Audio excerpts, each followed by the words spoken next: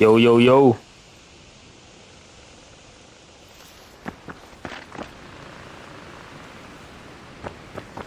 Where we going?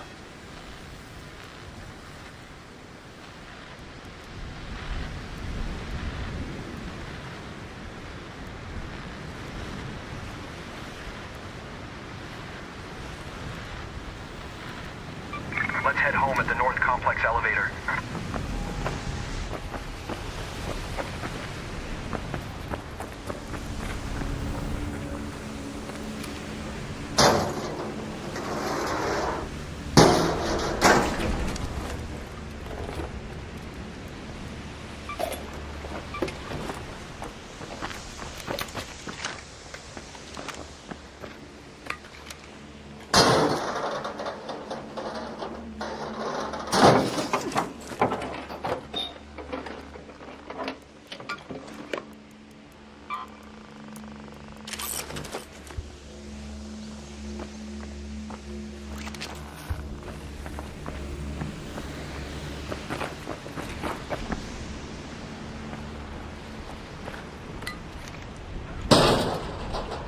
I don't know why it's so hard to find mechanical gears in here, or rusty gears.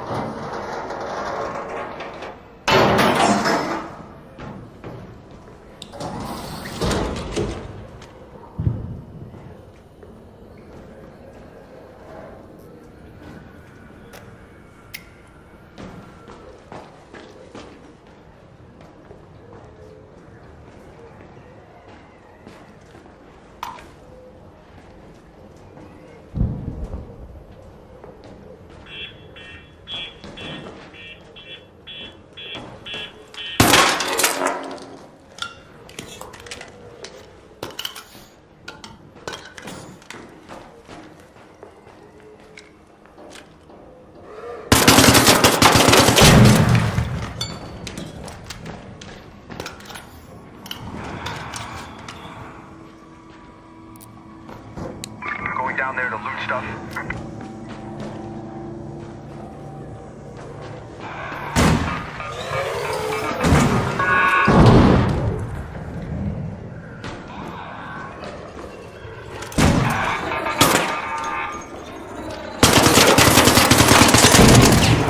Oh man.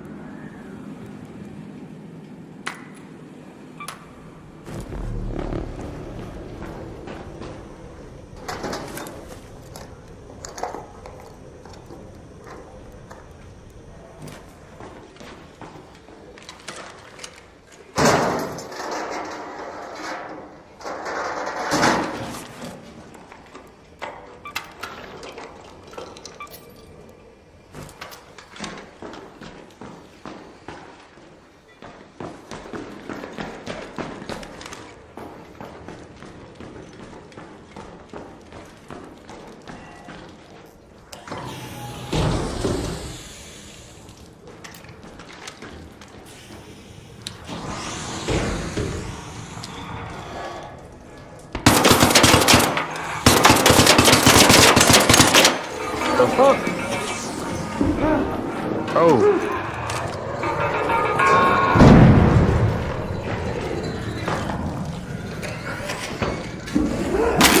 Oh, come on, man.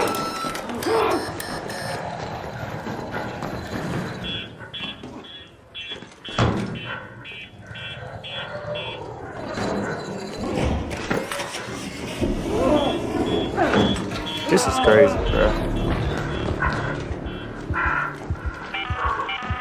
An arc orbiter is en route. The safe window is closing. You have 10 minutes to return to Speranza. I repeat, 10 minutes.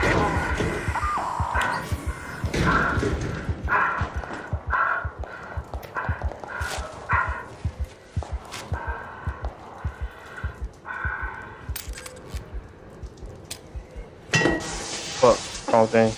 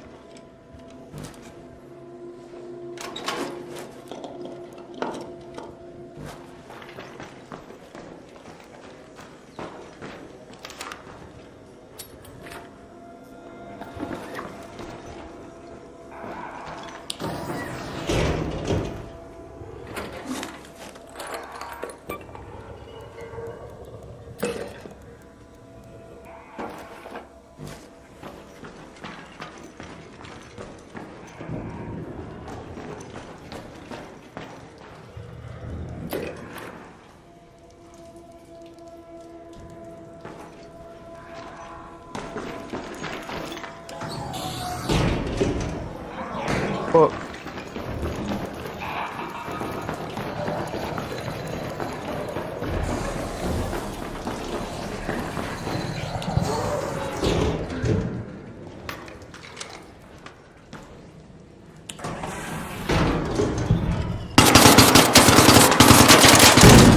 Damn, blow up.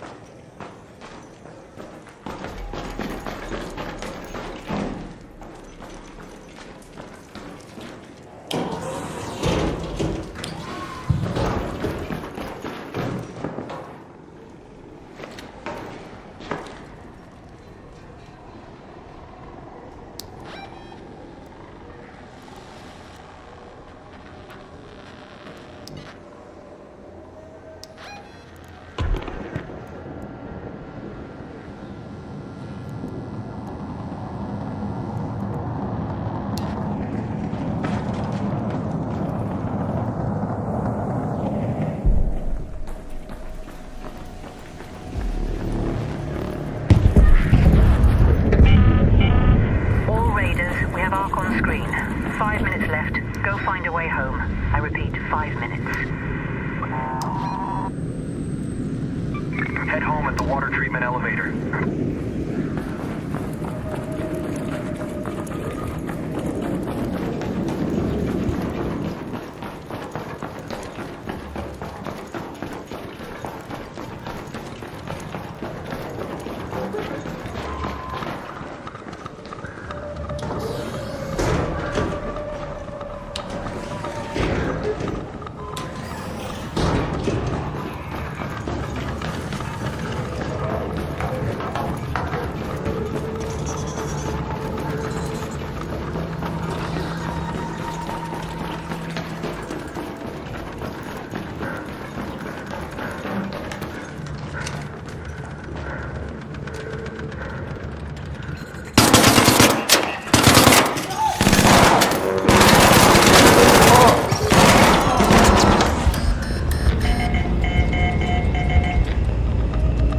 Bro.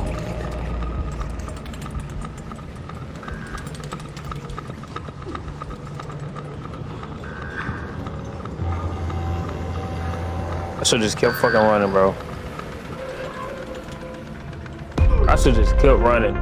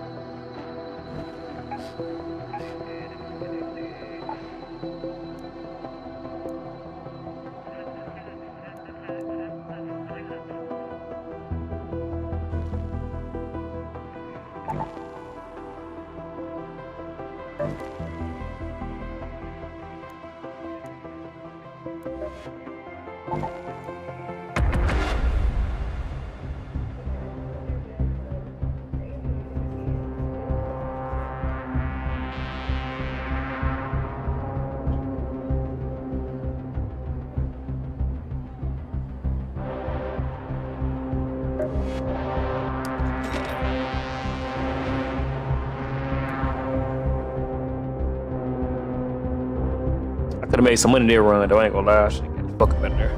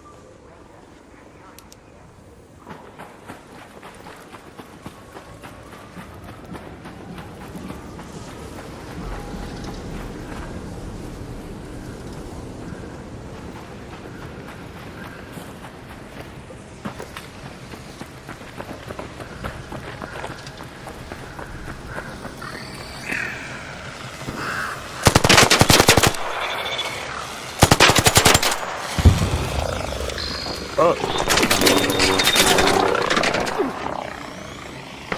Get in, bro.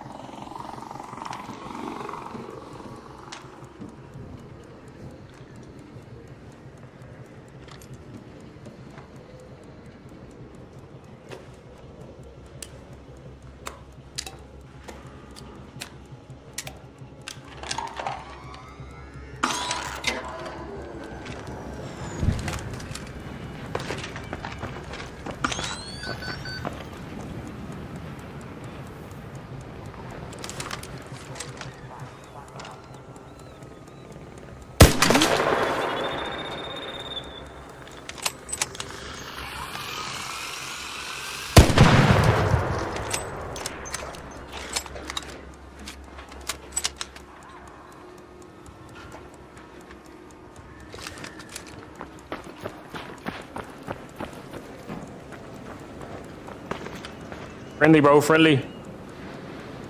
Friendly, bro, you friendly? Hey, man. You friendly? Are you friendly?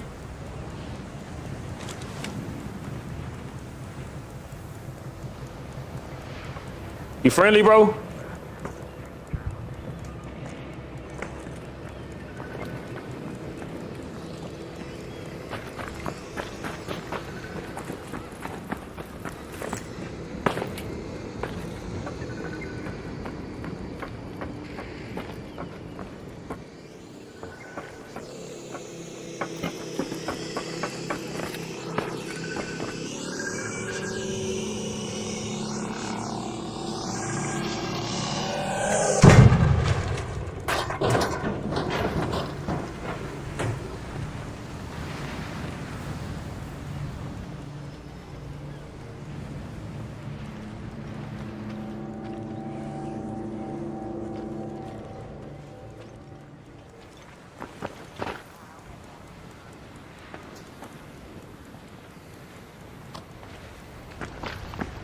What do I get done?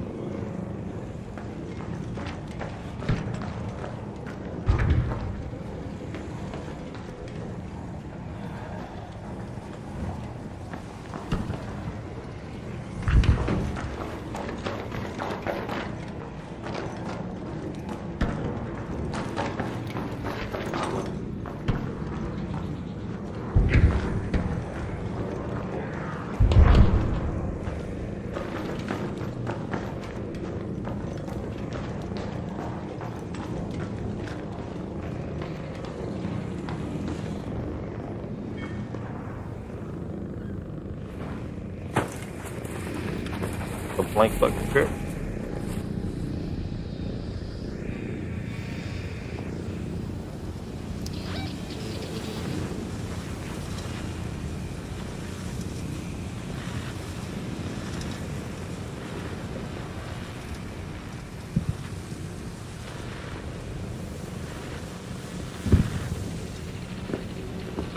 Go to space travel.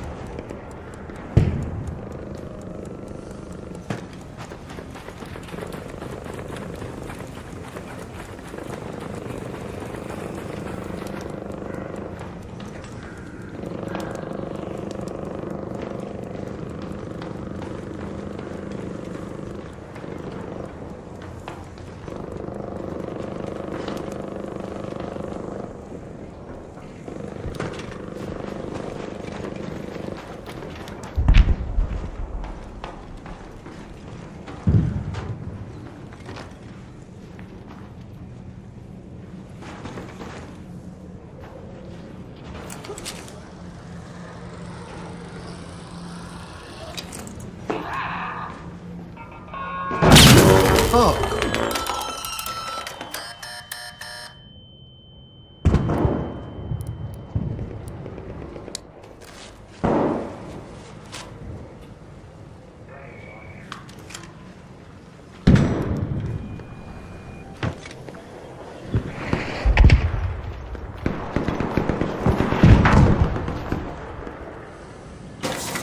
Please have better.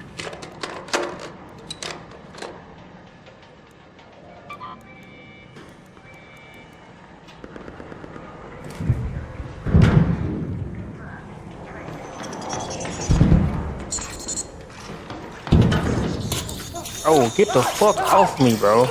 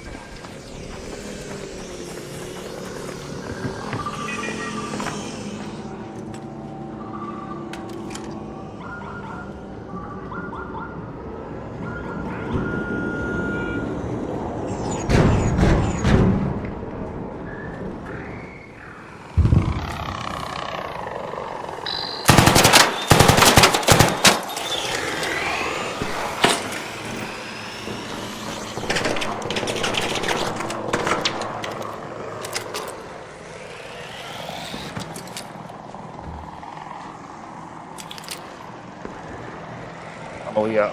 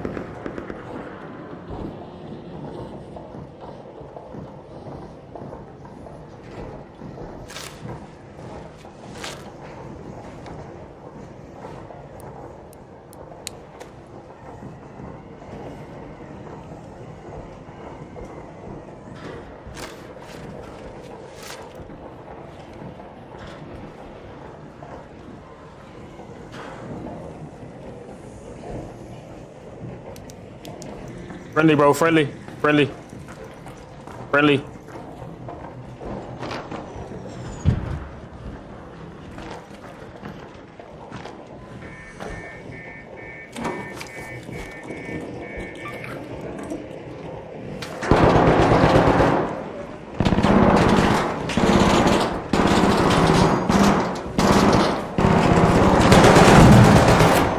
I got you, brother.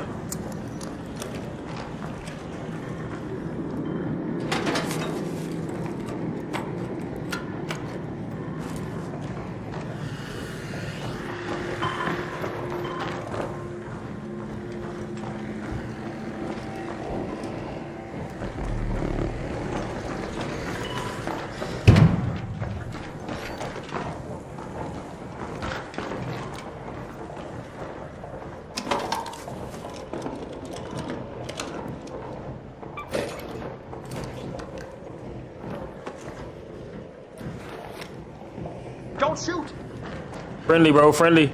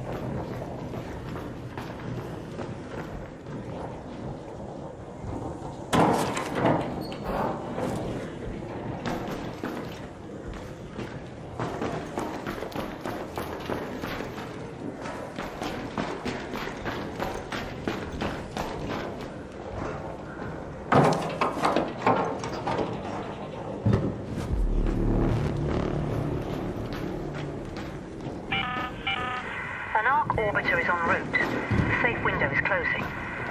10 minutes to get out of there. I repeat, 10 minutes. Let's head home at the northern station.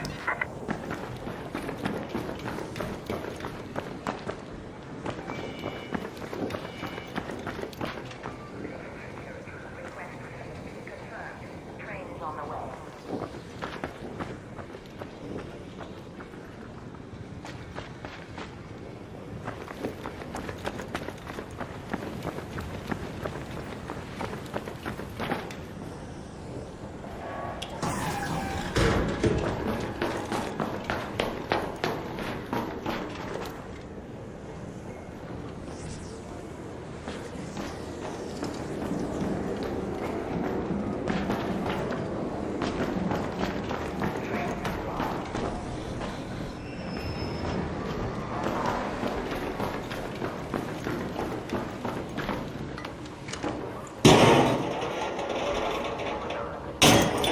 can't find shit I'm looking for.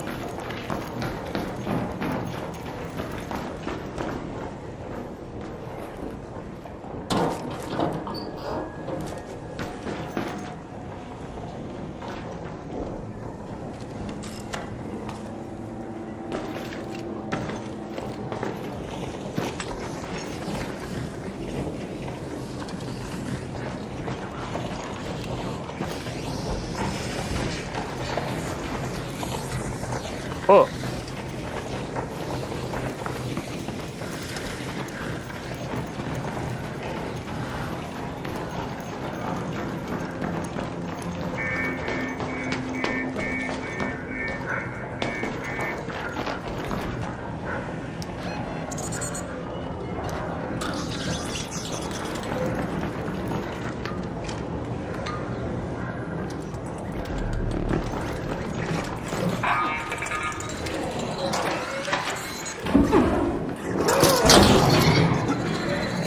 Come on, bro.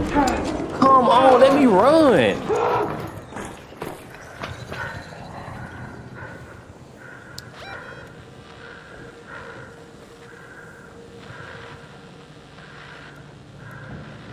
Head home at the Eastern Station.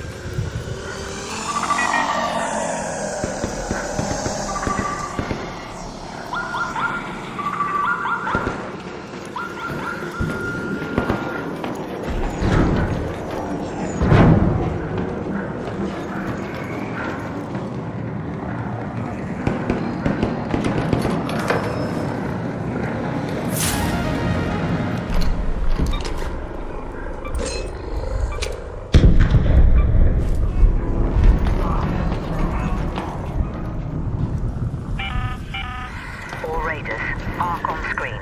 5 minutes left. Go find your way home. I repeat, 5 minutes.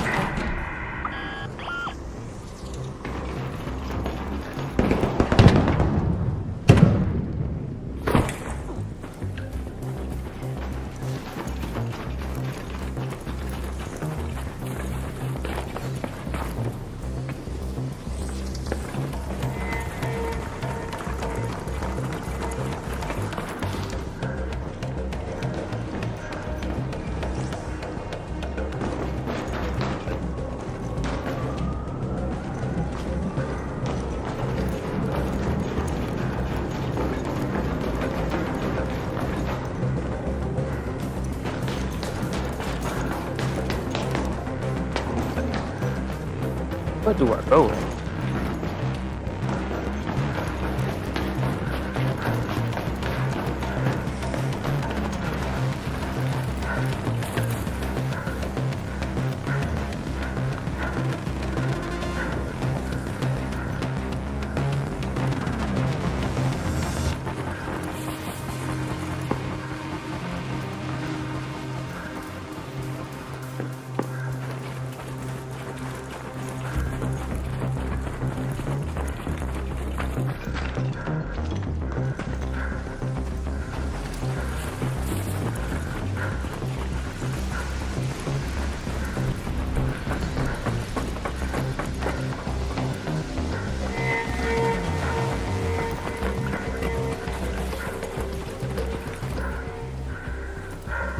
Where the fuck is the train station?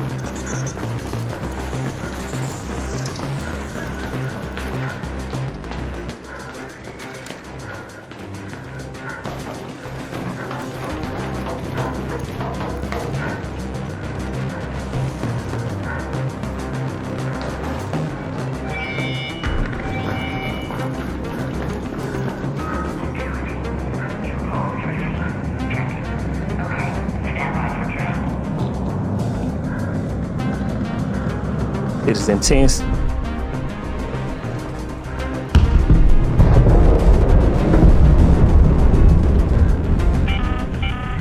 Last warning. 2 minutes left. Head back immediately. The window is closing.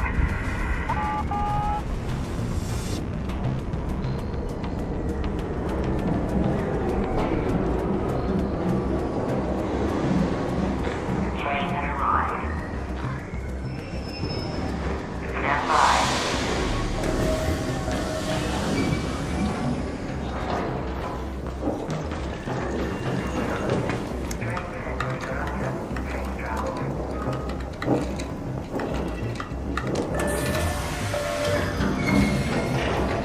Damn, GG's.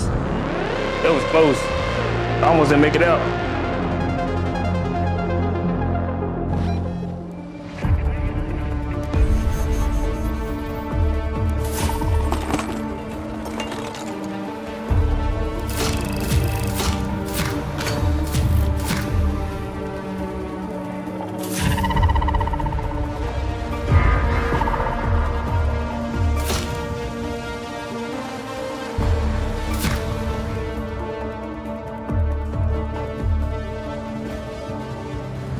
I still can't find the shit I'm looking for, bro.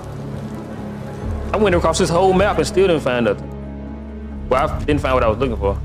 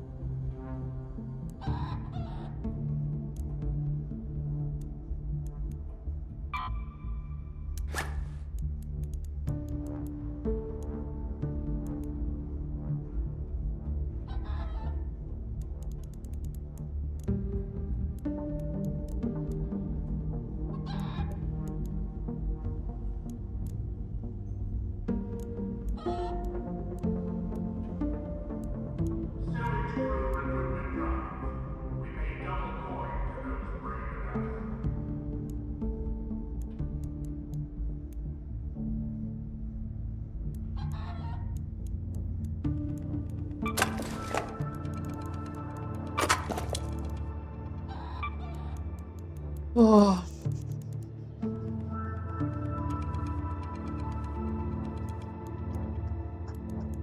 I might need this lemon. I've been seeing people looking for lemons, so I don't know if I wanted to sell it.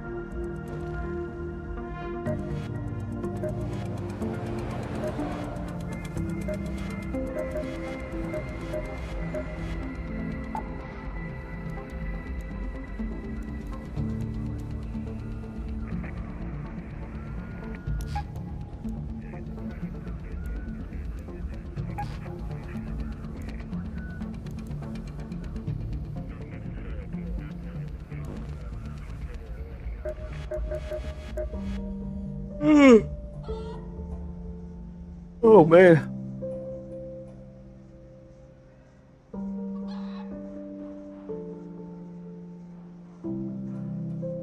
Welcome protocol update. Smile optional, clarity mandatory.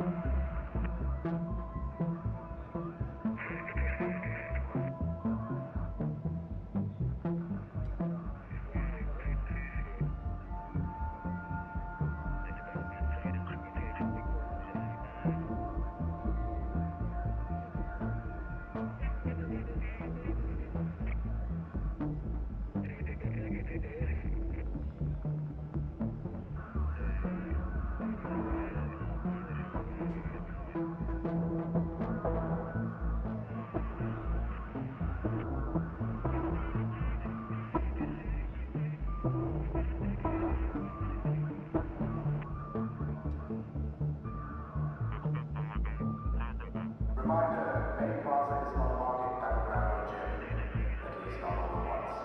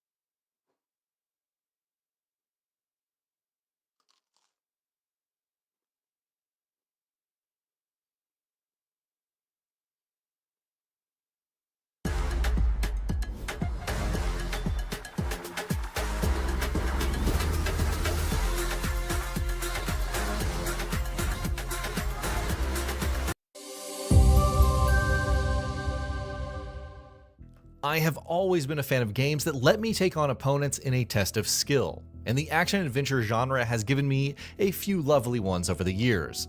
From the skillful parrying-based system in Sekiro Shadows Die Twice to Ghost of Yotei's unique system of switching your moveset on the fly.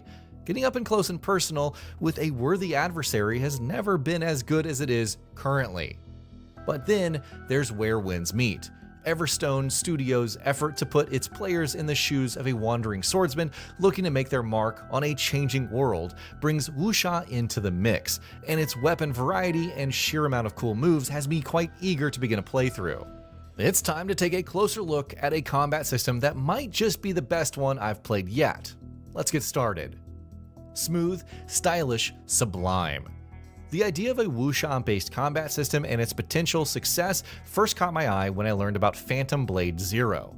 And while I've previously praised that one for its excellent design and potentially great combat, I think that Where Winds Meet deserves a lot of praise based on my early impressions. For starters, it's well placed from a narrative perspective, allowing the game's combat to fit perfectly with the overall theme and the adventure's premise. The wuxia animations, accurate weapon types, smooth movement, and a very agile character make for a combat experience that looks as polished as it feels. Bring in mystic arts and weapon skills, and this one's already showing a lot of potential for some very unique builds coming up post-release. But while any title can throw out a lot of cool moves and a few mechanics together, Where Winds Meet brings them all together into an experience that feels like an absolute power trip. You're diving into a furious dance in which your opponent does put up a fair fight for the most part, with tougher opponents being able to shift the battle's momentum in their favor almost at a whim. The game's enemies push you just hard enough to keep things exciting, while easier difficulties add a layer of leniency to an otherwise tight window for dodges and parries. That feeling of danger in battle, coupled with the ability to switch to your second weapon on the fly, can lead to a lot of interesting combinations that are used quite creatively by players who discover unique ways to bring their builds into the spotlight. But how does Where Winds Meet manage to generate that sense of tension and build variety? A world that encourages improvement. While it may be easy to write off Where Winds Meet's combat system owing to the fact that there are only 7 weapon types on offer, Everstone deserves credit for making each one look, feel, and play quite differently. Moreover, the launch weapons are a curated set with motion-captured animations that give each weapon a distinct identity. That identity goes beyond just visuals and animations, as each weapon comes with its own strengths, weaknesses, and special moves that allow every player a combat option that matches their playstyle and perhaps an alternative that either complements their choice or pushes their boundaries if they choose to take on a more challenging one. Let's take the sword for instance. Its shorter reach belies a penchant for incredibly damaging counterattacks for those of you who approach fights with finesse and precision. It's the perfect companion for wanderers who prefer parry-focused playstyles, expertly deflecting attacks to put your opponents off balance and vulnerable to your swift slashes, and the Shadow Step is amazing when you're in a pinch. The dual blades take the aggression up a notch and are brilliant in the hands of those who like to weave in and out of the fray, setting elemental statuses and stacking up critical damage in the process. Their fast, slashing attacks are a sight to behold, while the Malevolent Mark and Bitter Fate skills are perfect as options to offset the blade's low damaging strikes. The spear is versatile and rapid, granting access to some excellent crowd control abilities, while its reach lets you use spacing to your advantage in a fight. Its skill allows you to unleash a rapid barrage of strikes by twirling the spear, a move that can come with the potential for immense damage if you build around reoccurring hits. The glaive's long range and wide attack arcs are also quite effective for crowd control, but it sets itself apart from the spear thanks to its heft and potential for some incredible damage. It's just what wanderers who like to hit first, ask questions later would want, and its utility against armored enemies is sure to make anyone sit up and take notice of it. But of course, these are all weapons that we've seen in some form over the years. That's where the rope dart, fans, and combat umbrellas come in. They're also distinctive and quite refreshing, focusing on either combat, support, or defense based on the weapon and the way that it's being used. The rope dart, for instance, was almost perfect when used with dual blades, allowing me to seamlessly stay on the attack no matter where I was in the field. Tearing through enemy crowds felt almost effortless with the game's basics, and each weapon's timing fell into place. And the sheer potential for unique warriors with a lot of different tricks up their sleeve makes Where Winds Meet a very interesting game on the combat front. The flow of a fight. The best combat games I've played often made fights feel like a battle for momentum. Your character either turning the enemy's attacks against them via clever positioning or well-timed parries while making the most out of seemingly disparate systems to create an advantage. In Where Winds Meet, mystic and internal arts can work very well alongside martial arts to create the potential for characters that have a variety of moves at their disposal. From redirection techniques like Tai Chi that lets you reflect the enemy's attack back at them, to elemental attacks that let you harness nature in your fight for glory. The sheer variety of arts that you either discover or learn from masters whose strongholds you infiltrate is astounding. It further underscores the build variety that could arise from this game, while also adding a layer of strategy to the combat system, as you need to be tactical about when to use your arts to get the most out of them. By ensuring that mystic and internal arts require you to be careful about conserving or using them, Where Winds Meet has baked a sort of balance into its combat system, ensuring that skilled players continue to enjoy its combat while newcomers have a lot to discover and engage with. The fact that stealth is also an option, with a few arts allowing you to truly sneak around enemy-controlled spaces while allowing you to strike from the shadows, is another feather in the game's cap. It isn't hard to picture a few players becoming rogues who are as deadly up close as they are from unseen places on the battlefield. Once again, it's a sense of creative expression that further titles in this genre might find hard to emulate. When you factor in the King Gong-styled movements and the layer of mobility that they bring to your character, it's easy to see why this one has me so excited to dive in. Worthy adversaries. Of course, even the best combat systems could fall flat if the enemies you're wielding your skills against are not up to the task of challenging you. Thankfully, that's not the case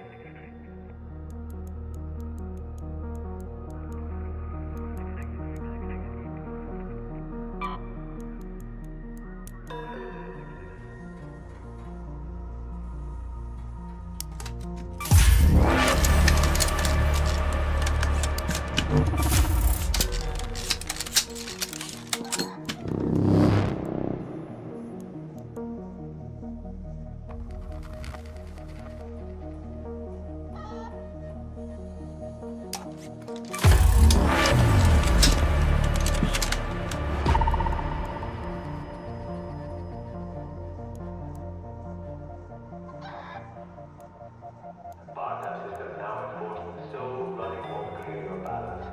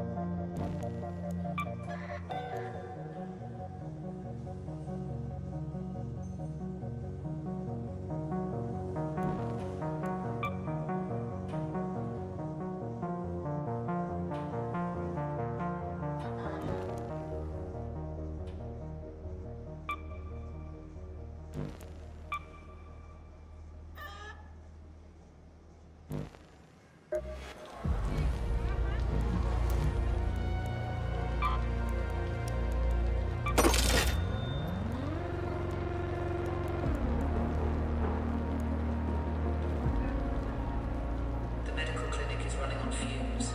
Try not to get hurt.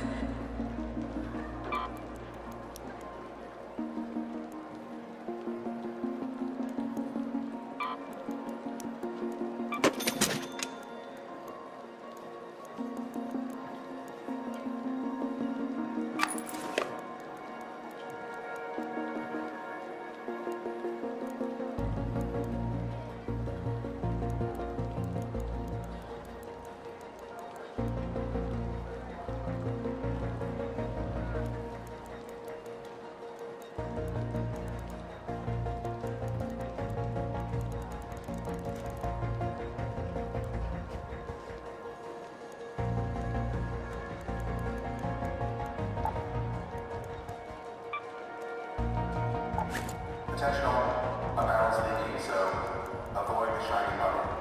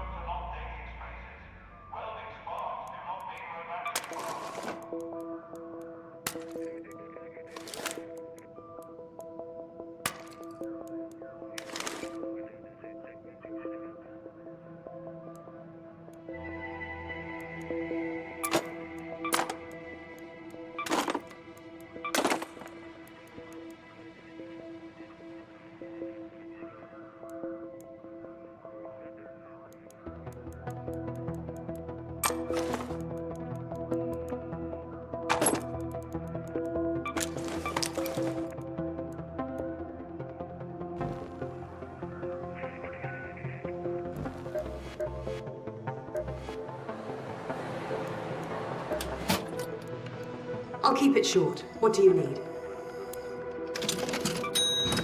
Okay, what else?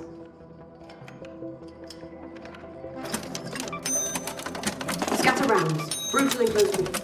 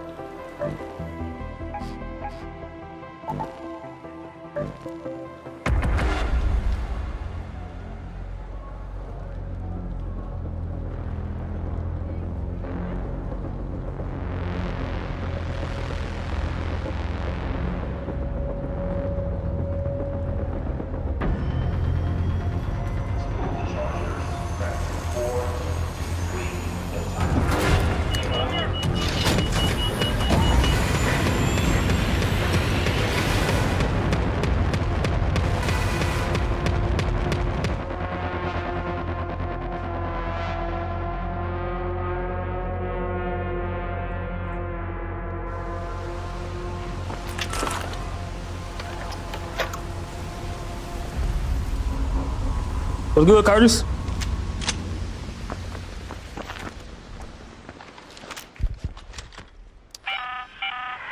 Red alert, raiders. We've spotted a harvester in your area. A queen is guarding it with her life. Let's go to the Re-engage testing if you've annex. brought your best gear, lots of backup, and a very good plan.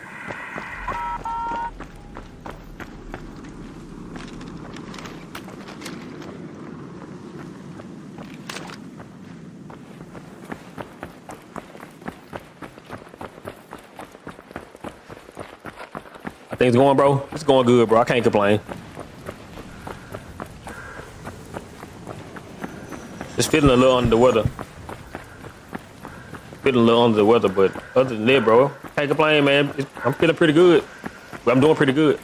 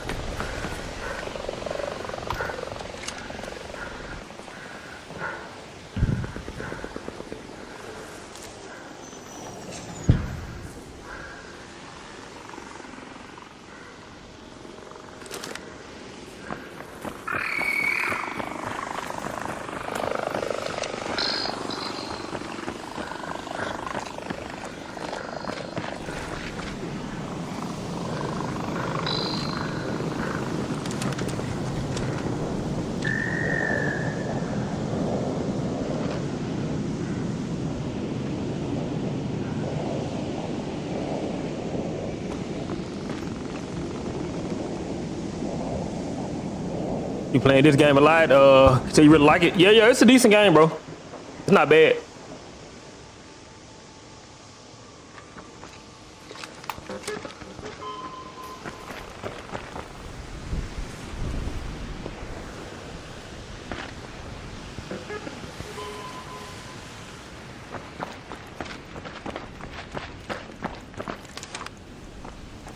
Not bad, bro. It's a decent game.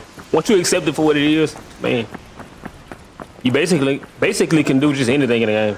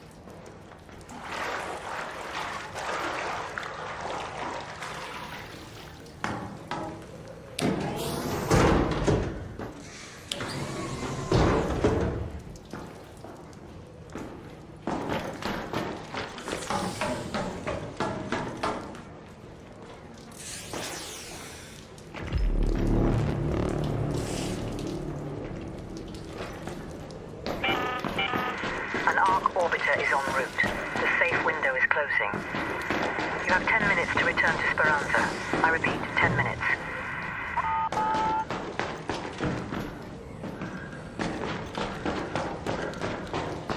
Late spawns be killing me, bro.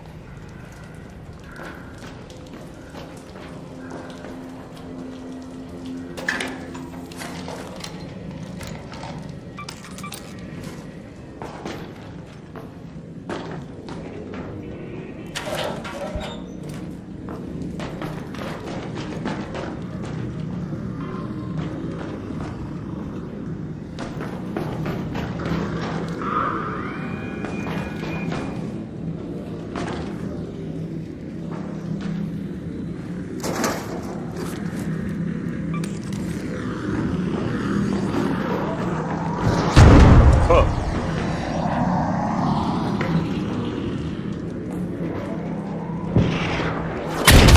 Oh, fuck.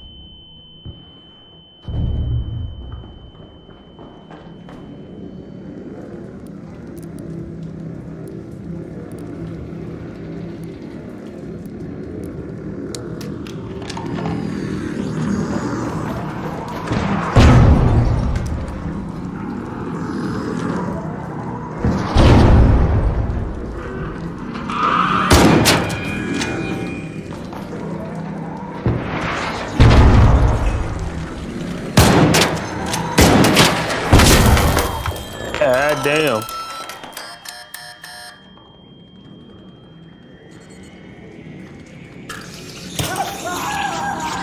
Come on, man.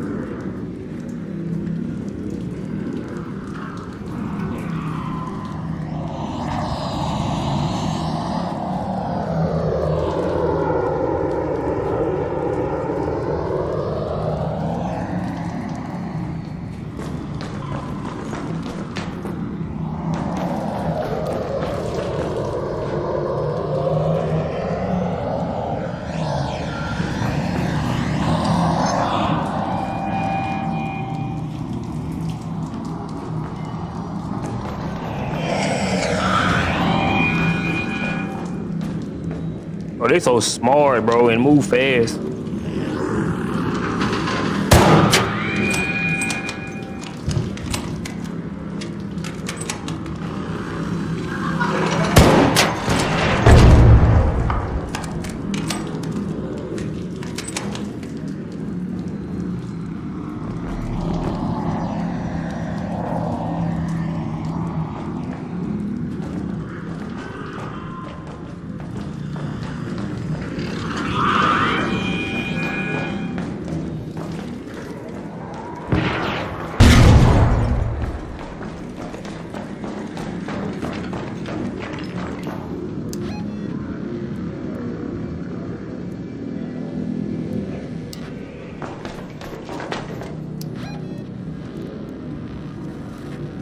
Let's head home at the central swamp lift.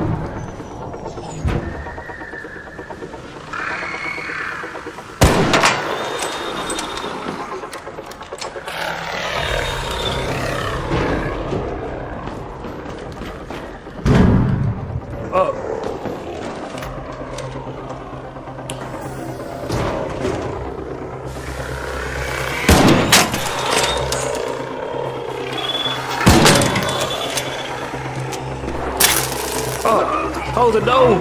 Oh. This shit be glitching.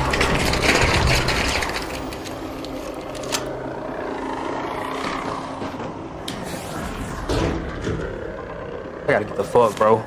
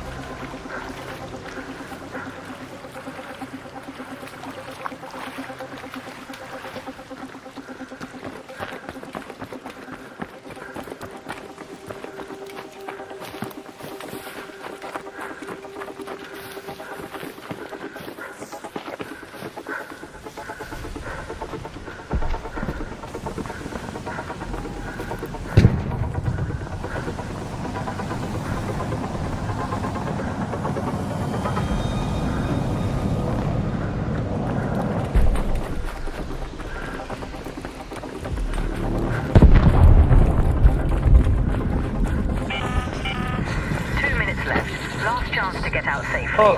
I repeat, 2 minutes.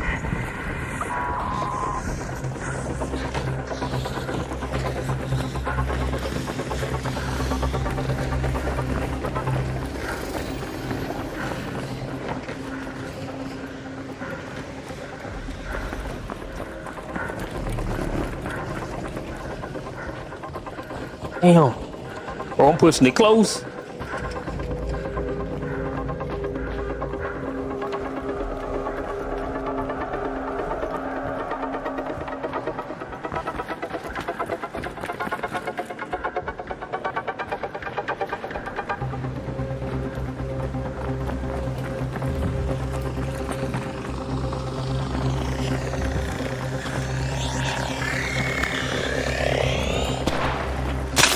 Fuck, bro, I'm not gonna make it, bro.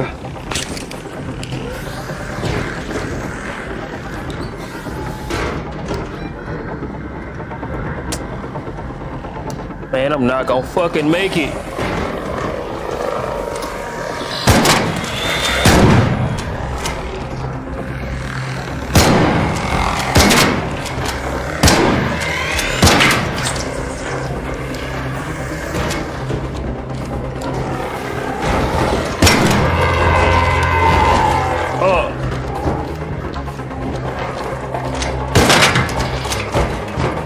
I'm gonna go out shooting, bro.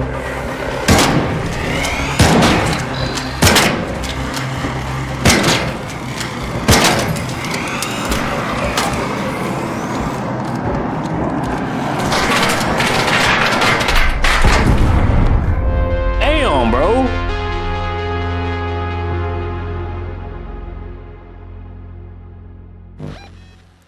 Shit ridiculous, man.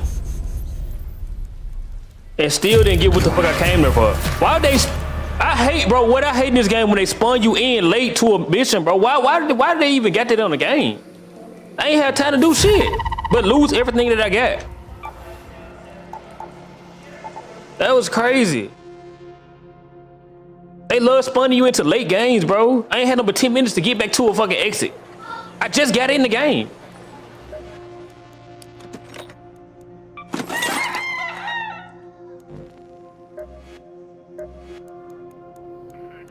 That's the dumbest shit on this game, bro. Why would you spawn me in late? All this fucking stamina I get tired super fast. I can't even run, but I run shit.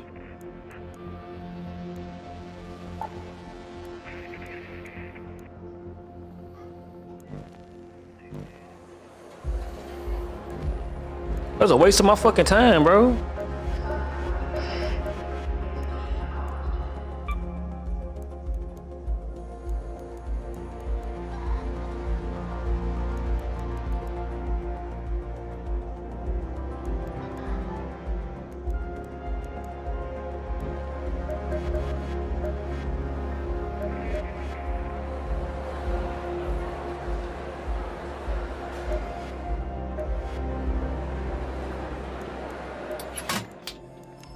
Need more guns? Smart choice.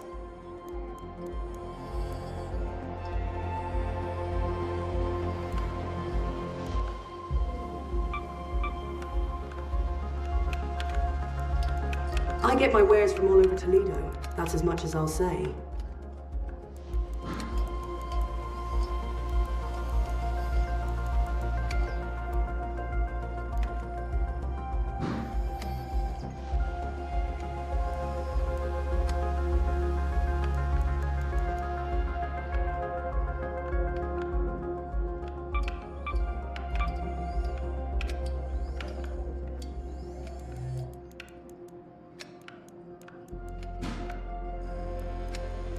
What a...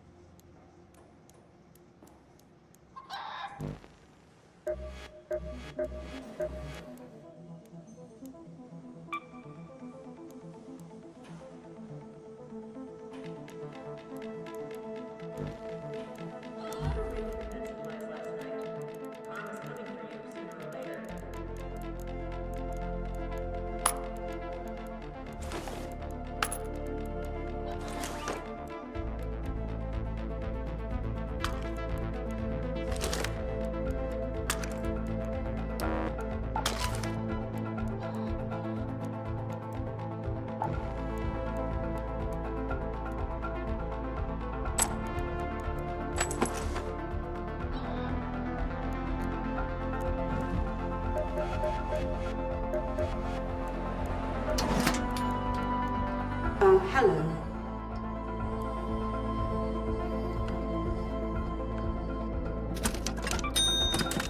Great for when you're backed into a corner.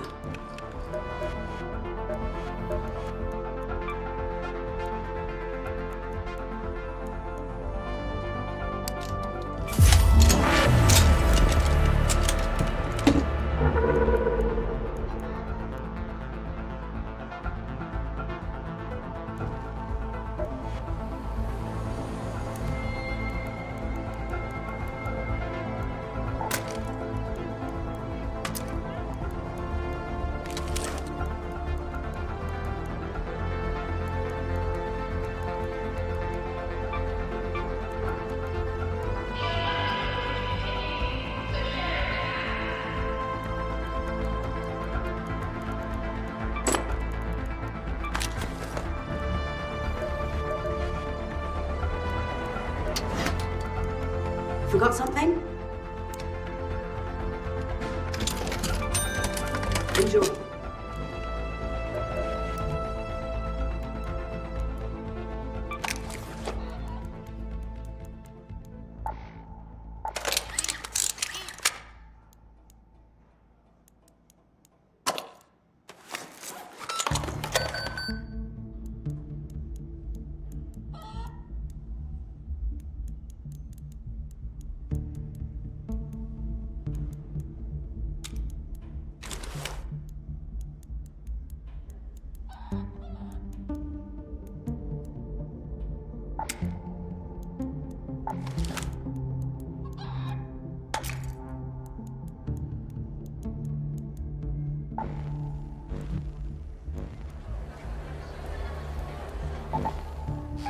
The broken fountain is not a wishing well. Your coins now find plenty.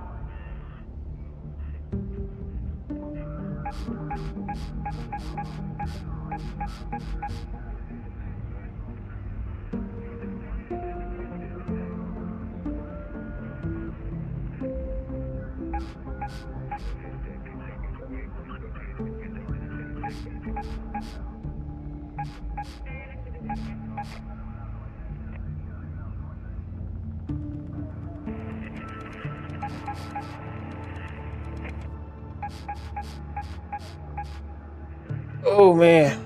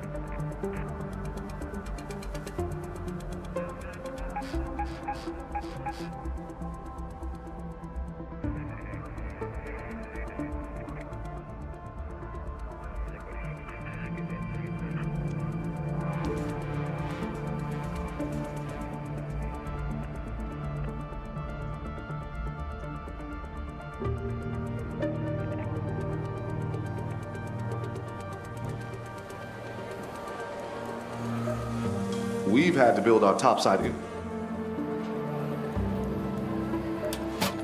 What a way!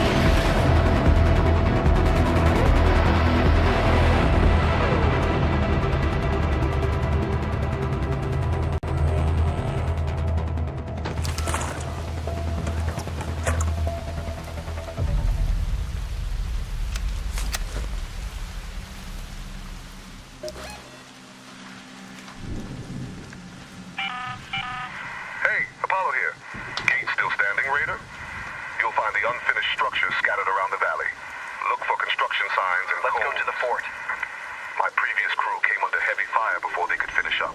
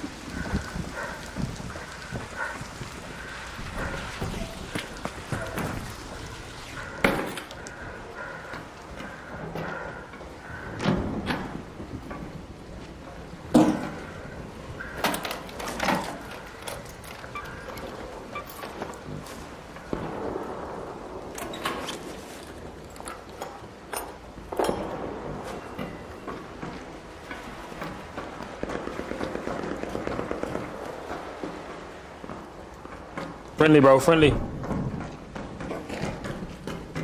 Fuck, I ain't hear him.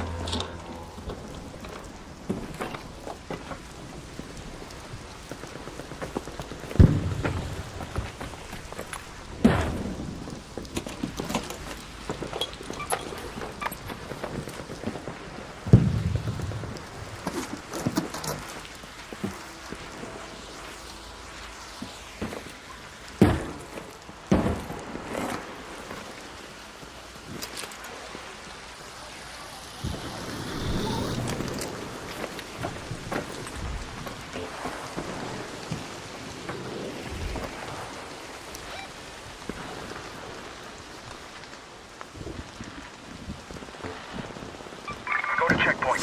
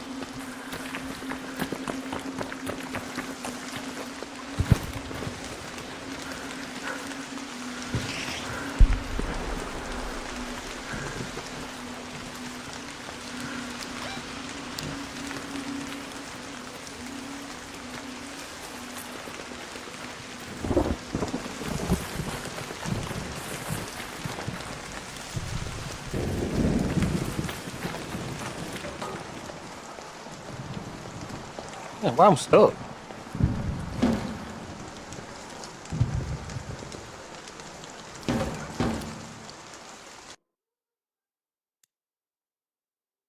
Really? Are you serious?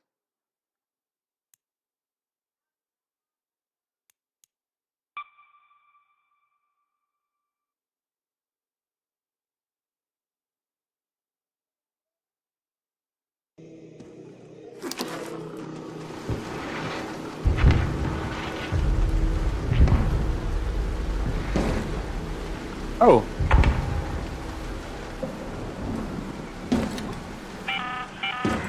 Tianwen here. You can call in a drop from a supply call station. Just keep your gun at the ready when one comes down. They tend to be like honey to flies.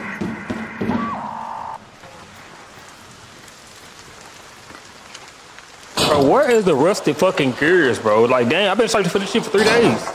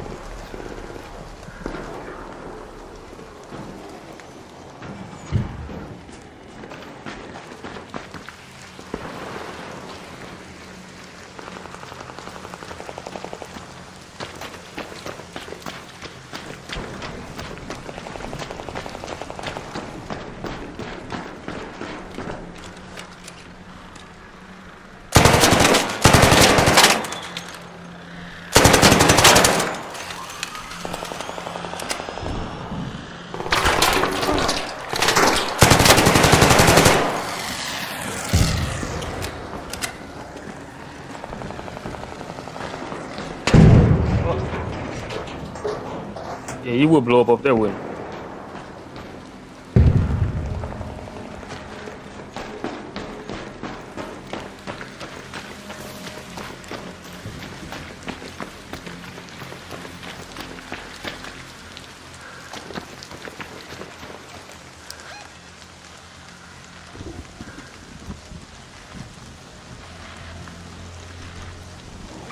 Let's head home at the warehouse air shaft.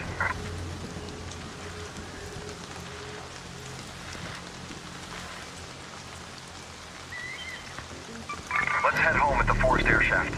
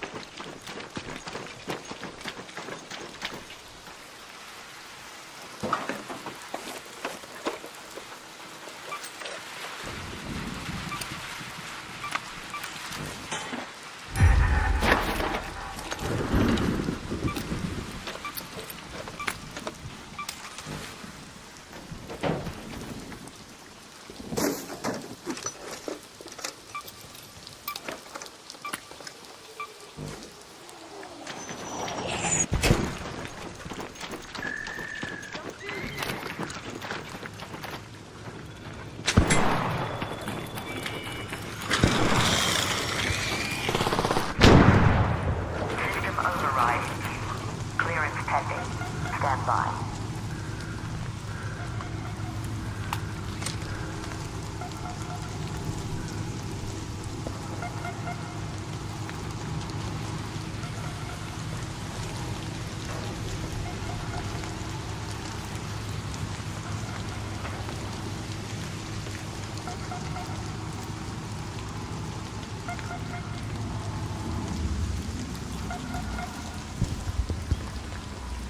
Fire override executing. Do not interfere. Keep your distance.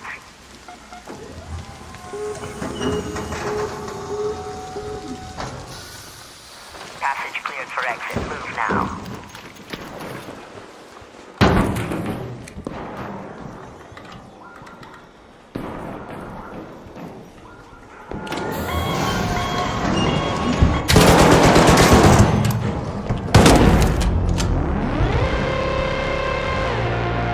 Should have killed this bitch ass.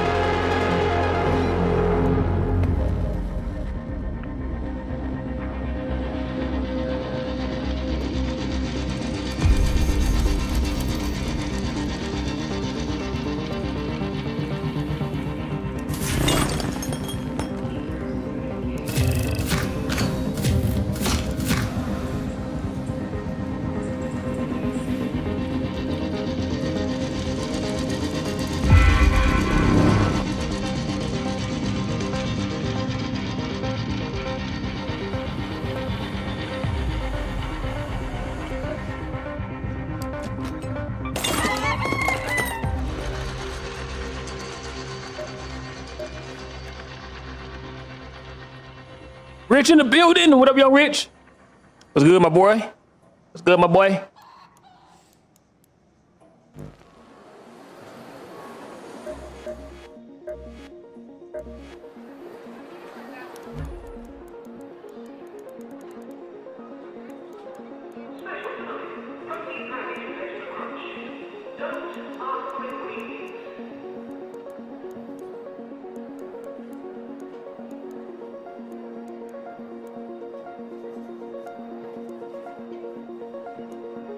Not gonna lie, bro. When you're not finding the stuff you need, bro, it starts to get boring. That's just honest truth. When am I gonna be streaming Onimusha? I gotta download the emulator on my I need the emulator so I can be able to play the old game. I don't know, bro. I don't know, honestly, bro. I got a lot going on right now, so I can't really tell you when I'm gonna lock in and stream that game. I can't even tell you, bro.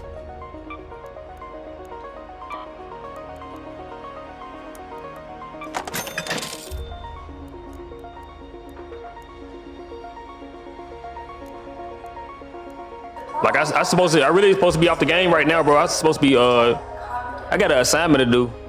Shit, I'm probably stream for like 30 more minutes and then get off.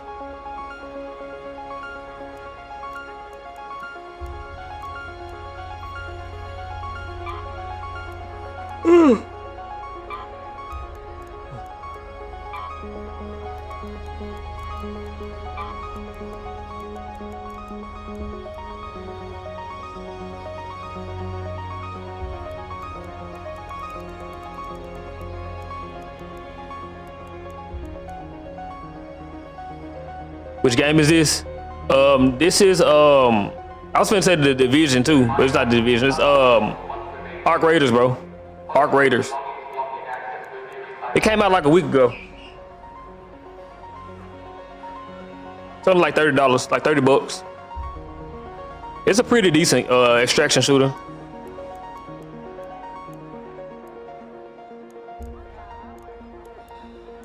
Just when you can't find what you want to, when you can't find the stuff you need, bro, it kind of get boring. It's like you running around doing nothing.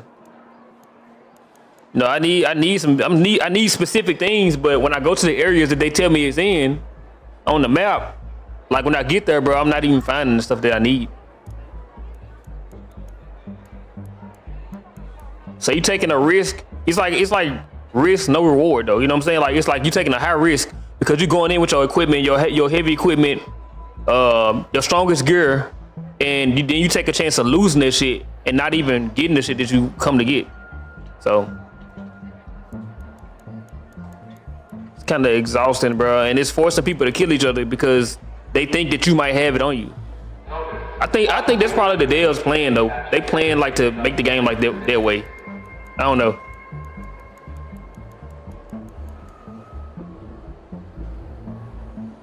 So basically RNG, yeah, bro, it's like RNG like a motherfucker, bro. And it's like map, it feels like it's map specific. It's 5 maps in the game right now. And it feels like it's just map specific, but they got different icons on the maps to where it tell you like where the loot should be that you're looking for. But then when you go to the area, like as I've been going to the areas, bro, even if ain't nobody been in the area yet, I still can't find what the fuck I'm looking for. So it's like RNG for real. Like RNG for real. Like I'm looking for some gear. I'm looking for rusted gears, and I'm looking for power cords. So I'm looking for this cord right here. Like I need 2 more of these power cords, power cables, and I went to electrical, residential, and commercial places. And I went to the place to get rusted gears, which would be like a industrial place or like a abandoned car lot, some shit like that. Bro, I cannot find what I'm looking for.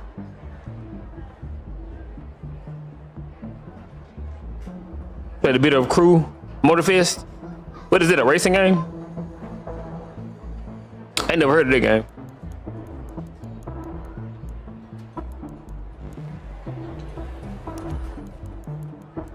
Oh man.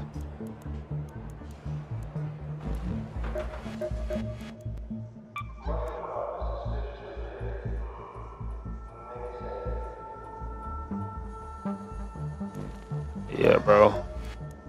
I don't know.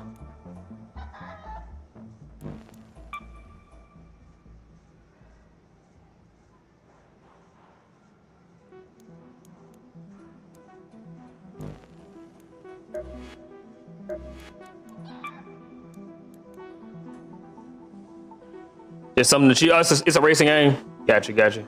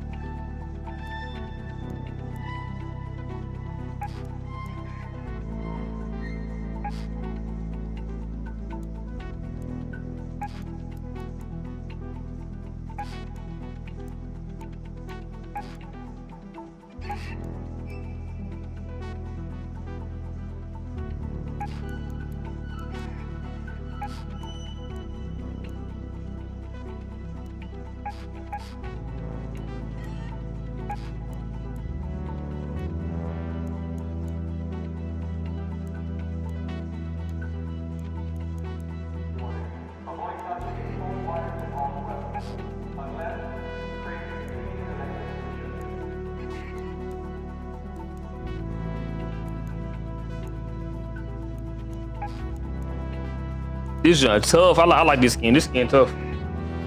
This skin tough.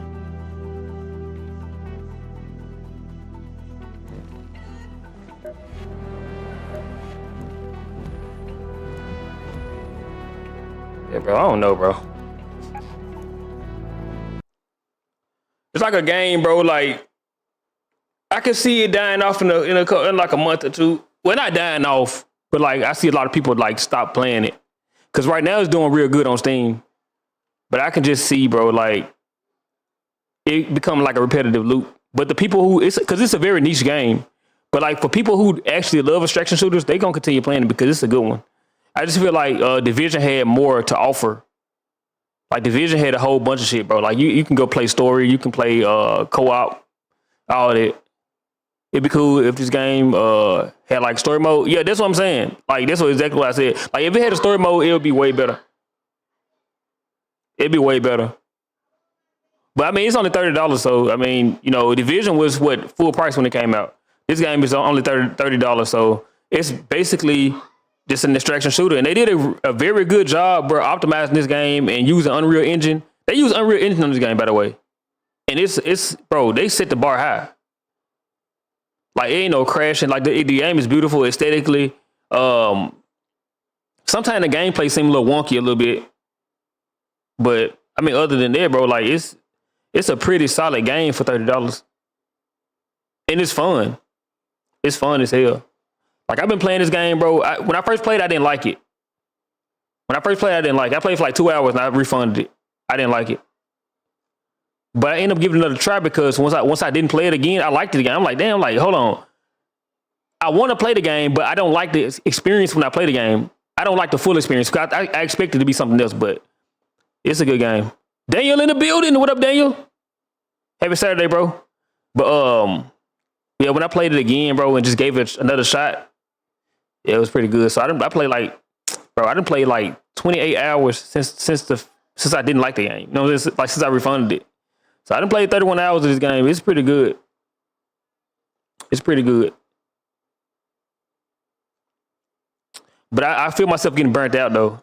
And I think it's just because like I'm not progressing the way I want to progress.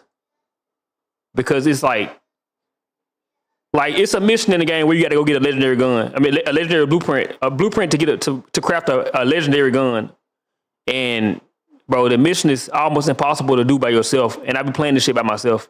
I be playing solos. So I will probably never get that blueprint. And the more people get that blueprint, the more people there's going to be more geared towards killing random people. So like the more people level up and the faster they level up, they just going to start killing everybody. There's low levels. So I see this as a game like entry game for like people who like extraction shooters, but then also like a lot of people eventually gonna stop playing this game because they can't level up the way other people are leveling up, and the other people that's already leveled up to this max level, they gonna get bored of the game and they're gonna just want to start killing people, and that's how they have fun, just killing people. To be honest, I ran back the whole Onimusha games just because I was bored. Yeah, bro, I think I might play Red Dead. I think I might play Red Dead again. Red Dead Redemption 2. But I'm gonna do the Evil Arthur. I'm gonna go through as Evil Arthur. Cause I've been wanting to play the game lately. I've been wanting to play it lately. So that's what I might do.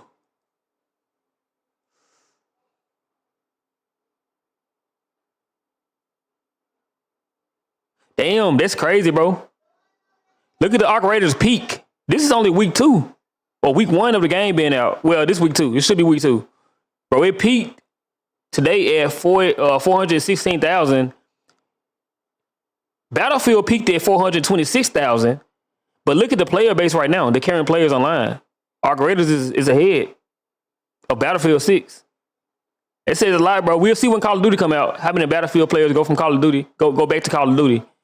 But yeah, this is impressive. I ain't gonna lie. This is impressive. How many players are actually on the game right now? It's fun, but I have it's fun, but haven't played them 100 off time. Still Source you missing? Yeah, I never played it on the Musha.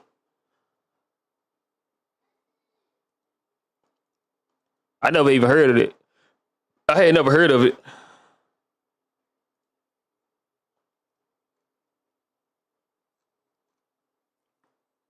But this game is killing it, bro. Arc Raiders is killing it. Hey, bro, I was wrong. It's a good game. I ain't gonna lie. I was wrong. My first thoughts on the game. Yeah, I don't feel the same way. It's a good game. Oh man.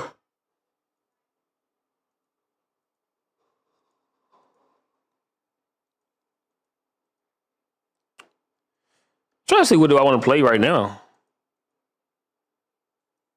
I'm supposed to play this game again. I have not played this game again yet. The first Berserker Kazan.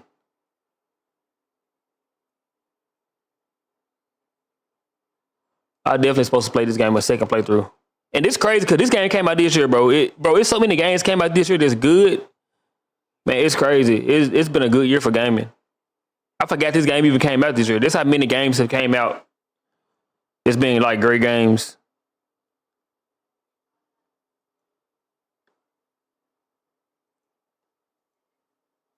I think I'm gonna play Silksong again too. I think I'm gonna run through this game. Play this game again too. What's my hardest Souls-like game? The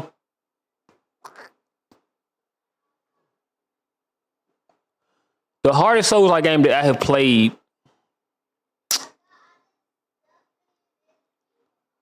Oh, man, that's a good one. I'm trying to think.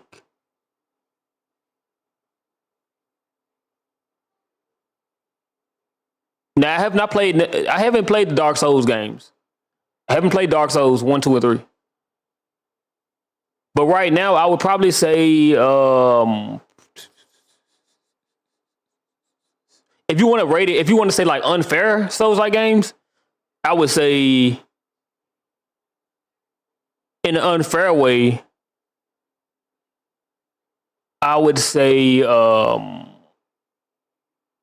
Ring, but in Elden Ring you can level up. You can level up to fight the bosses. But Elden Ring has some crazy tough boss fights. Oh, Kazan is the hardest for you?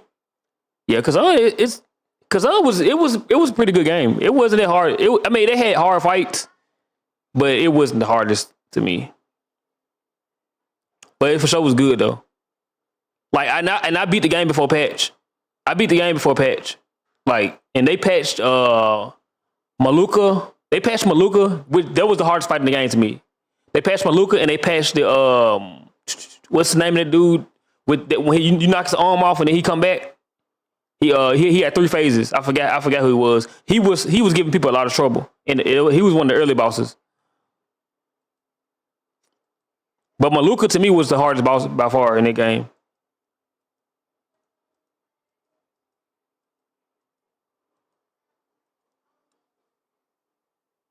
I heard a lot of people saying Elden Ring is easy. I think the unfairness of the game, of the bosses, is what make the game hard. So, to me, that was the hardest game I've played so far. The hardest, it had some of the harder bosses. And Sekiro, but I don't feel like Sekiro is the hardest game. Well, yeah, Sekiro probably is the hardest game. Yeah, Sekiro probably is the hardest game. Because you can't level up. Yeah, you just got to get good. Yeah, Sekiro. And Lies of P was kind of tough too. It was unfair though. I think Sekiro is more fair. It's a more fair game.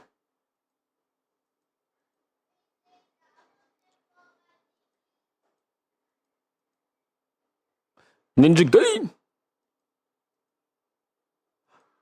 It's a tough game too, bro. I think this game is probably tougher than all those games. If you play this on Master Ninja, it's probably tougher than all them Souls-like games.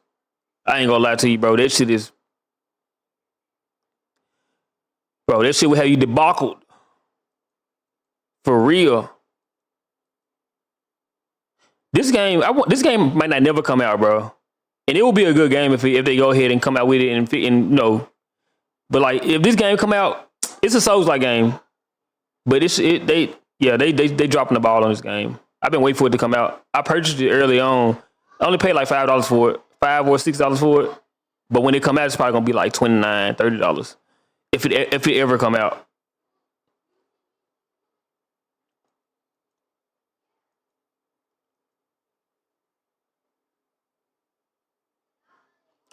Got the PS1 version of Ninja Gaiden. Sheesh. I never played the PS1 version. I didn't play the PS1 version. I played Ninja Gaiden. I started playing Ninja Gaiden around like Ninja Gaiden Black and Ninja Gaiden 3. Is it called Sigma or what is it called? I forgot the name of it, but it was on PS3. It was on Xbox too, but I had it on PS3.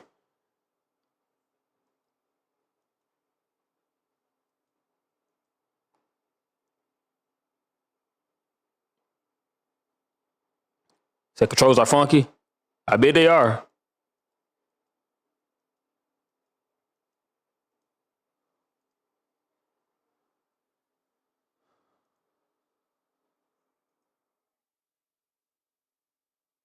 I'm thinking about playing this game though. It's a chill game.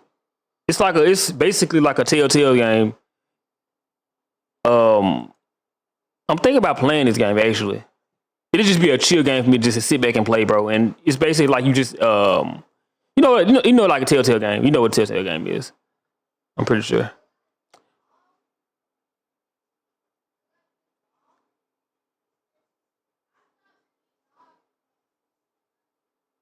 It looked like Invincible though. That's one thing that caught my eye. It looks like Invincible.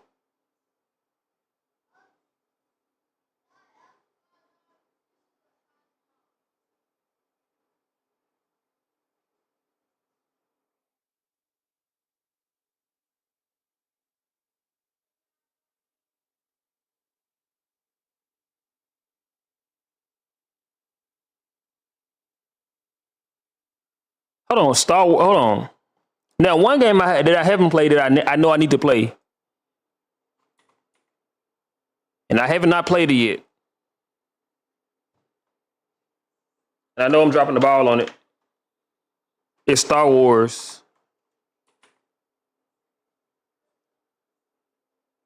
Jedi Survivor.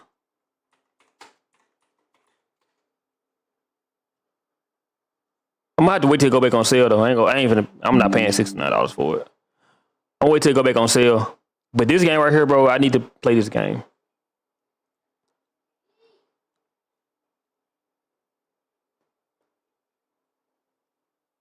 $0.99 for a month. Shit, I might just do that.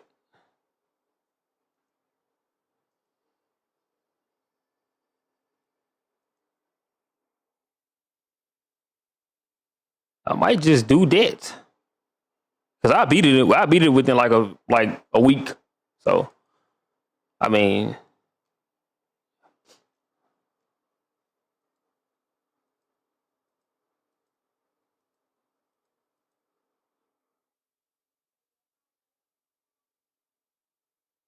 yeah, it's in that mixed reviews though. I wonder why.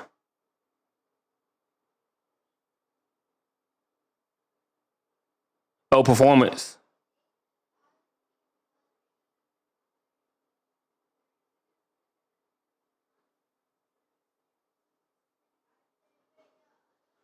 Oh, it's performance issues. The reason why it's getting a bad rating.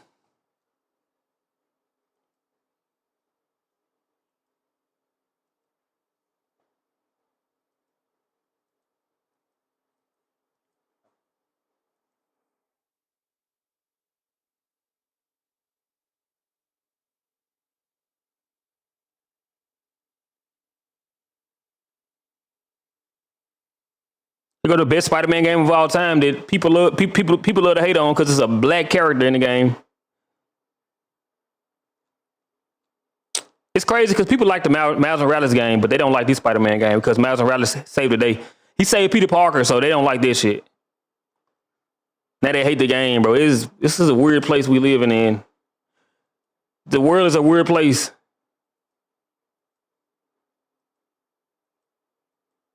I wouldn't mind playing this again, though. Honestly.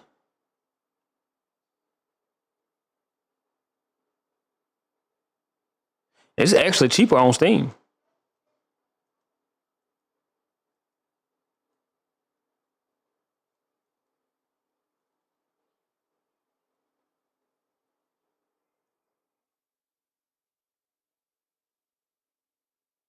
Now I did want to play this. I did want to play Kingdom Come Deliverance 2. I never played the first one, but I see it's on sale. I see it's on sale, bro.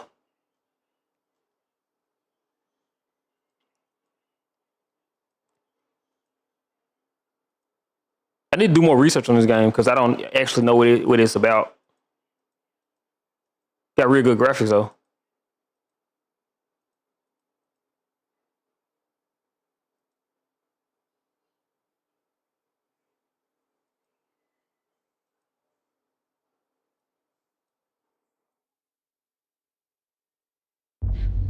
I was never meant to be a warrior.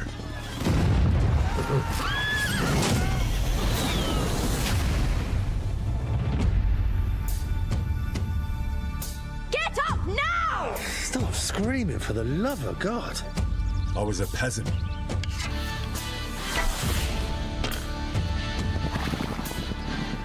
My place was around the forge. Or the pub. Drinks around the house! But adventure found me. And I found this lot. GTA 6 got delayed. Yeah, I saw it, bro. I saw it. Bro, I'm not even excited to play the game no more.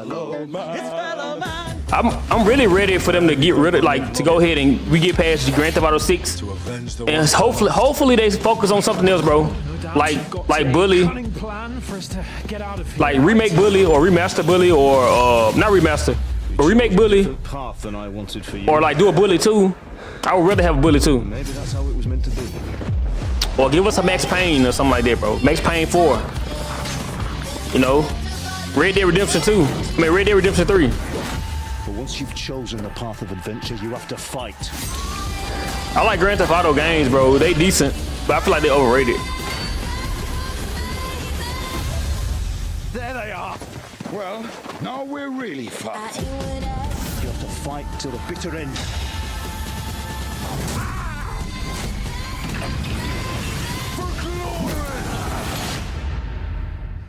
The most adventure I was expecting was a fuck or two.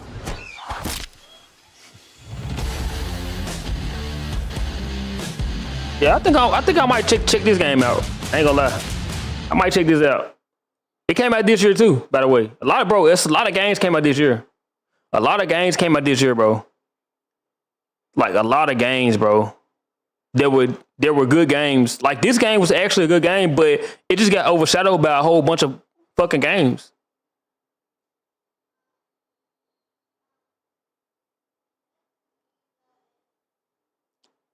After 4 or 5 was the same thing with different characters.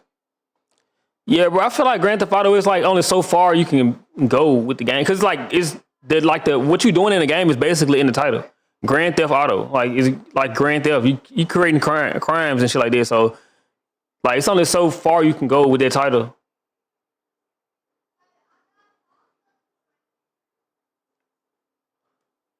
But they did have other games that they made.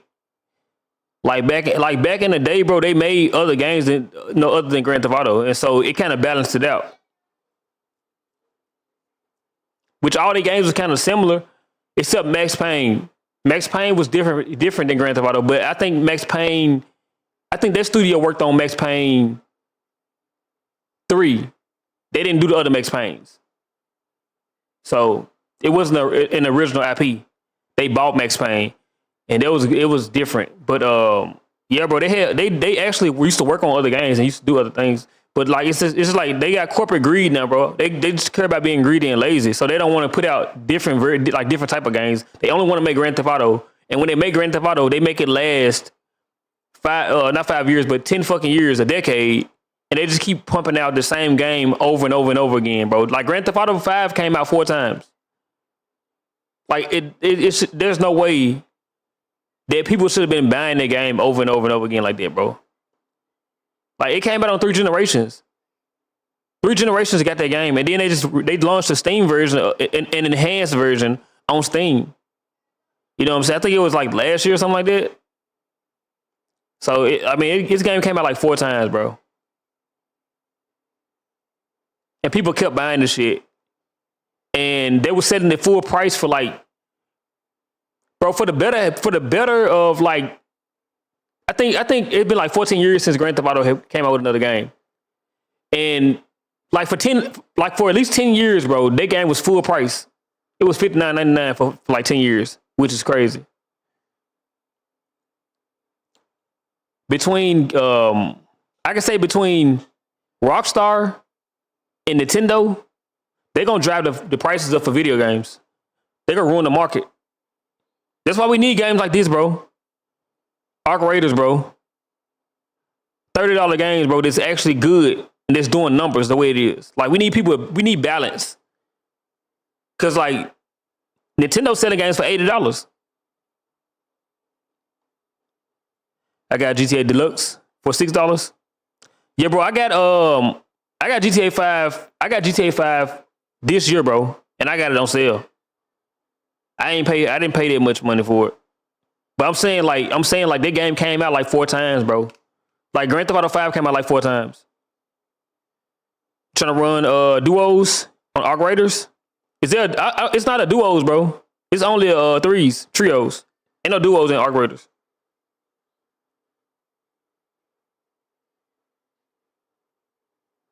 Ain't no duos. It's only threes.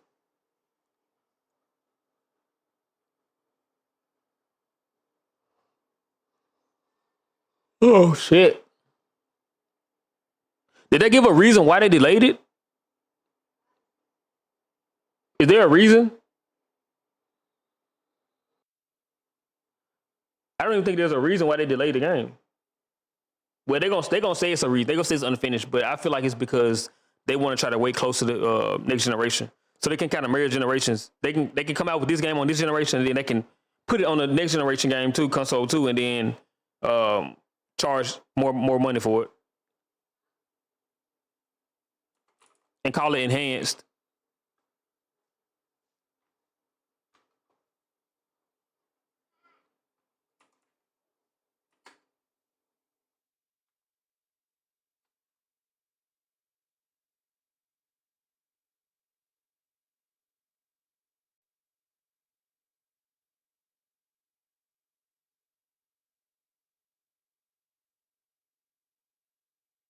Of Rockstar North in Edinburgh. Who are they? Well, they're the company behind the game. This is the headquarters of Rockstar North in Edinburgh. Who are they? Well, they're the company behind...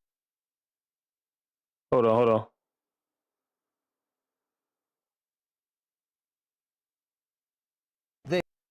Happy Thursday, everybody. This is the headquarters of Rockstar North in Edinburgh. What are we thinking? I was thinking a 4-leg parlay. He sounded like he gonna say something important. I was thinking... He sounded like he gonna say something important, so let's listen to him. Are you thinking what I'm thinking? Probably not. New customers bet $5 and get $150 in bonus. This is the headquarters of Rockstar North in Edinburgh. Who are they? Well, they're the company behind the game Grand Theft Auto, something that's been hugely successful, but all... You know what? I think it may be because their strike. Now, I did hear that there were some people that was going on strike that worked for Rockstar because they said they was being overworked and underpaid. So that may be the reason why it's been delayed. And honestly, bro, that's a good reason. That's a good reason. Because if Rockstar is forced to pay their employees more money, bro, it's gonna change. It might change the scope for the America. I ain't gonna lie. Americans might actually start getting paid more money. Minimum wage might go up. They want to get the best game 2026 awards. That's why. Seem like it, don't it? They trying to wait till everything come out. I was thinking that too. I was like, they trying to probably wait till everything else come out at the beginning of the year. And so like during the end of the year, that game can be fresh and on people's minds. So it's like, okay, Grand Theft Auto 6 took it. You know what I'm saying? Like this year, like we saying that, oh, the games that came out at the end of the year are the game of the year. We forgetting about the shit that came out at the beginning of the year, bro. Because the shit that you play close to the game of the year award, that's when you start like relating that shit to like, yo, this may be the game of the year. You forget about the other shit. They spend $2 billion to make it. Yeah, that's what I heard. But $2 billion and you can't, bro. $2 billion to make a game and it's taking this long. You got to keep delaying it. What's the point in paying $2 billion for it? They should be working day and night. Is not well here. We've just seen a protest by a group of workers who say that last week they were fired without notice for being part of a union. The company has said in press reports that they were fired for gross misconduct, but it's pretty clear that between this company and its workers, all is not well. Oh, it's some political shit going on. On November 6th, less than 7 months from the game's intended release date, GTA 6 was officially delayed for a second time to November 19th of 2026. Now, once again, releasing in over a year's time. And while to many fans, the delay may not come as a surprise due to Rockstar's history, the timing and reason for this delay is way worse than you could imagine. An hour after the delay announcement, a post was found on the GTA forums verified to have come from a Rockstar employee, and they stated this. Last week, my colleagues who were in the studio were each individually messaged by HR for a short friendly meeting under the friendly guise of, "Hey, are you free for a quick chat?" Upon attending this meeting, they were handed an envelope with a short letter stating that their employment had been terminated for gross misconduct regarding posts made in Discord. They failed to provide any evidence when asked, nor was any stated in the letter, and did not divulge in any other information or reasoning. They refused their right to union representation in their disciplinary meeting, which is against UK employment law, and were frog marched out of the studio with the meeting lasting less than 5 minutes. For colleagues who were not in the studio that day, they received a phone call from HR that lasted less than 2 minutes, telling them they were fired and that they'd received the same letter as above. I am aware of one employee who had a panic attack at this moment, and HR hung up on them during this panic attack, not caring about their well-being. They have fired over 34 of us now. There were over 250 of us in that union employee Discord group, and there is fear that if they get away with this, they'll have nothing stopping them from doing this again and again. Wow. Morale in the studio is at rock bottom. When we should be excited about what's to come over the next year, we are now totally deflated, and our trust and confidence in others is totally shot. It is unclear what. So basically, they fired them because they had a union. They had formed a union, and that's against the law. Is that against the law? They fired them because they had a union. That is crazy. What has come of these employees since? But what we know for sure is that everything that has been attempted to fix the work culture at Rockstar Games has been completely undone over these last few days. Rockstar Games has been on a crusade to give their workers less unionized rights, having them work an extra 7 months past their celebration date, and even firing the employees who don't let them get their way.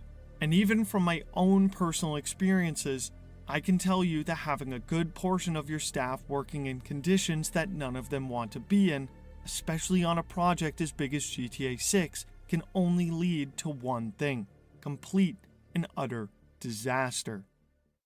Listen, paying $14.99 a month for a streaming app, That's pretty wild. $9.99 a month for I'm a not even music gonna app, hold you. and $12.99 for a fitness app, and more money for a bunch of other apps, that really adds up. So why not get YouTube Premium for just In July of 2020,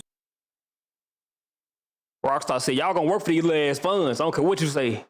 You gonna work for these last funds. And if you try to form a group of people who think y'all gonna get more money out of me, no, think again, motherfucker. Think again.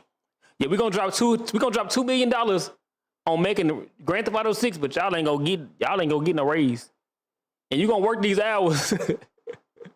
It's pretty wild, bro. You gonna work these hours, you gonna work 7 months past the whatever You gonna take it. You gonna like it. And you ain't getting no more money. And most importantly, you ain't getting no more money. That's crazy, bro. Firing somebody for firing a whole bunch of people, all because they formed a union. 22. Jason Schreier, who is a well-known insider into Rockstar Games and the GTA community, wrote an article about how Rockstar Games has been attempting to make their work culture a much more tolerable place, even going as far to call it akin to a frat house pre-RDR2. These reforms within the company were made to tackle relevant employee issues such as deadline crunch, excessive employee overtime, and even management changes in order to give employees a better work experience. This all came about after an anonymous interview with over 100 former and even current employees who all faced similar experiences when it came to working on games like Max Payne 3 and especially RDR2.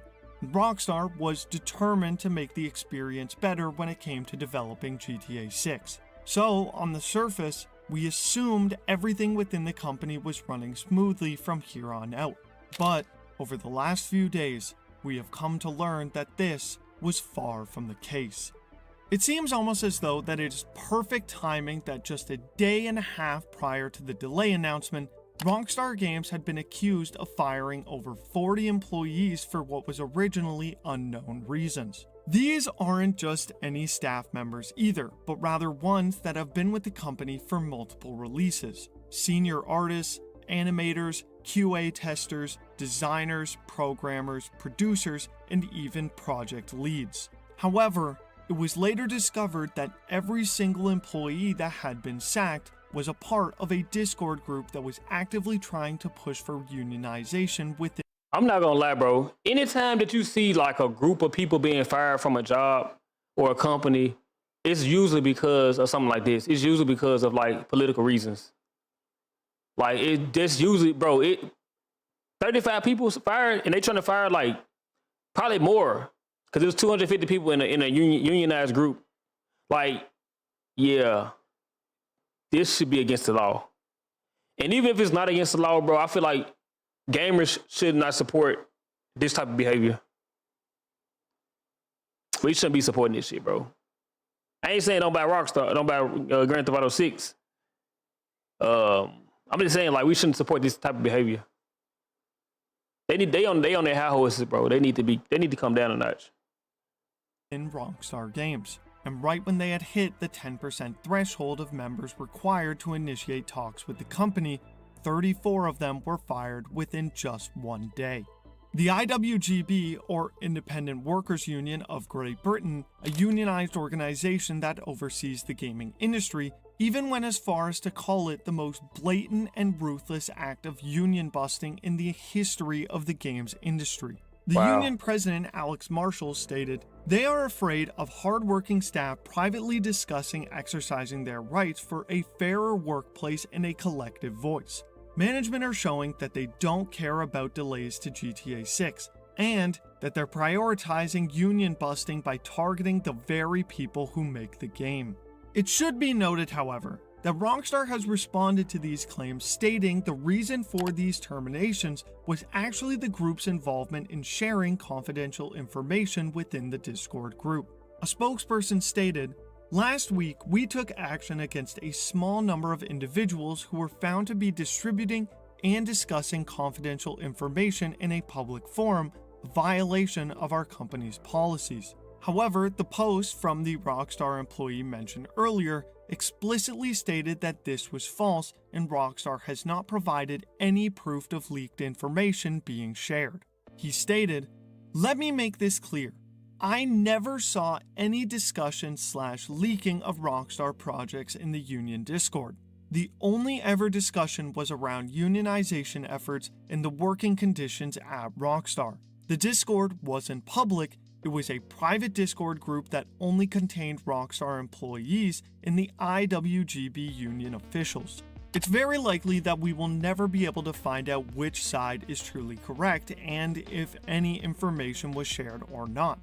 But if the IWGB reps were a part of this Discord, like was stated, it's hard to believe that this was the case. It is fair to say that based on Rockstar's past, it's very easy to believe that Rockstar was looking for an excuse to get rid of these workers, and they used whatever they could to do so. However, all of the events that I have just mentioned has caused Rockstar employees to begin protesting outside of the Rockstar and Take-Two offices, which has been going on now for over a day, even before the delay announcement. And judging from some of the signs we've seen, shows that they not only care about the company, but that they're also trying to use their own words against them. My life for this company, and I was dismissed without warning, without evidence, and without a chance to speak for myself. All because I talked with colleagues in a private union chat. We weren't leaking anything or trying to harm the company. We were supporting each other, trying to understand our workplace and make it better. To lose my job for that feels deeply unfair. No one should be punished for being part of a union or for speaking honestly about their work. And this all leads us to the news we received on November 6th, that GTA 6 had once again been delayed, now set to release in over a year's time for the second time. If you count the internal delays that have been spoken about at length by Rockstar insiders, this is now the fourth delay that GTA 6 has faced, and the second public one. Take-Two CEO Strauss Zelnick has been found claiming that he feels good about this November release date, but it should be noted that he gave nearly the exact same quote after the delay announcement from 2025 to May of 2026. And this shit might never come out, now, bro. with it delayed again to November of the same year, fans have rightfully not been too pleased.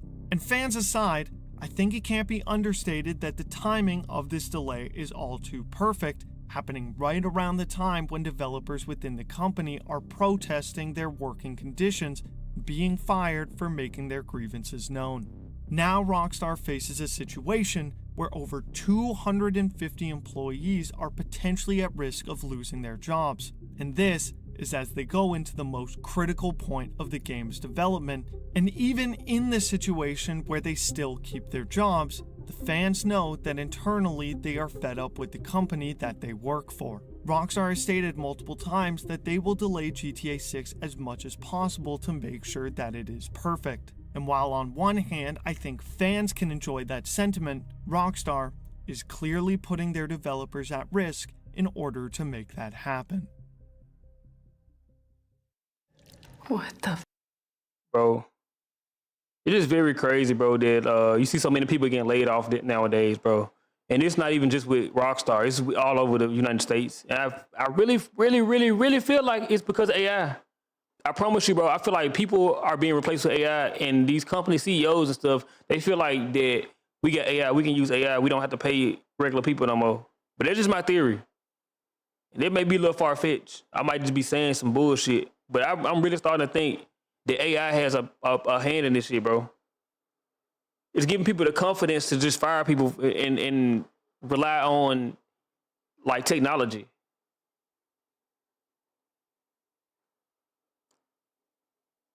I'm telling you, bro, this shit is getting crazy. It's getting very crazy.